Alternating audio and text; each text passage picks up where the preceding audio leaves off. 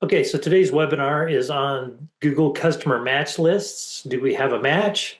And I know that it's not the most interesting topic in the world. How does it apply to my auto shop? Well, basically, it can make some of your Google ads better. It can make them more targeted and it can save you money and make your dollar stretch. And so customer match lists, they can be used in Google Search, Google Shopping, Gmail, YouTube, Google Ads 360. It can be used in your Supercharger IO to make that more effective. And your policies, we will help you with this. I'll school you a little bit more on that in just a moment. But your Google customer data policy, your customer match policy, and you do have to have good payment history. If you're missing your Google payments, if you owe money and you're unreliable as far as a Google partner, this is something they can withhold from you. And so they're looking for good partners to do business with. They're looking for partners that do a good job for the customer. What is needed? We set up a Google tag. It can be a GA4 property and such.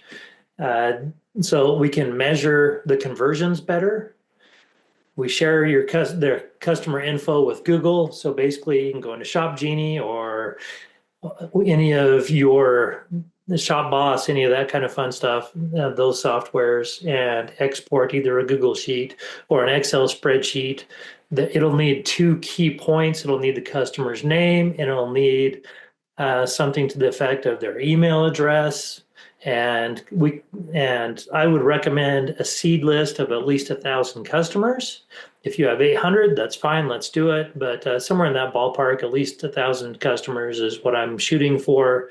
And we'll upload that. We're uploading one in just a minute that has 3,000 customers, and probably half of them have email addresses. So we can go through and remove the ones that don't have email addresses for you and upload those for you. But this information will give Google something to go off of. The bidding engines, the more information and data that they have to work with, the more effective that they can be. They're looking for what your ideal client looks like.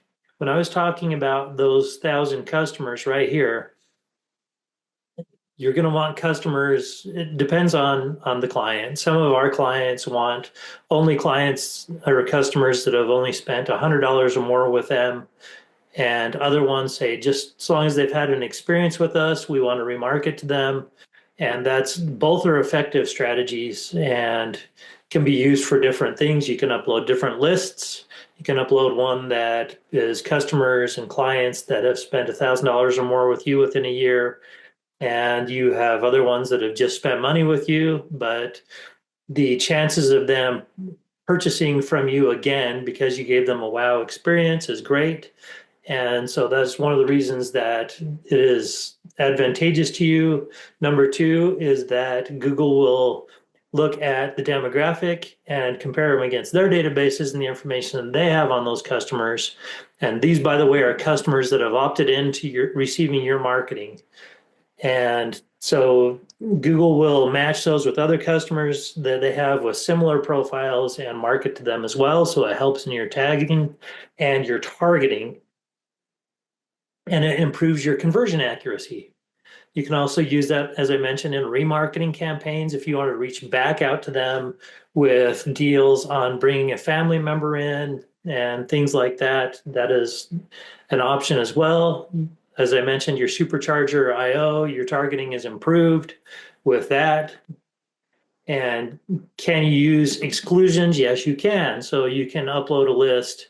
It probably won't be a strong list. It could be 50 people, but you want to exclude them from your marketing, then you can do that, and you don't have to waste your marketing dollars towards people that don't like you or that you don't like.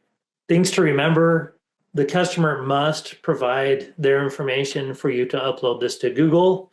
You can't just buy a list of customers with email addresses and upload that to Google. It does you no good.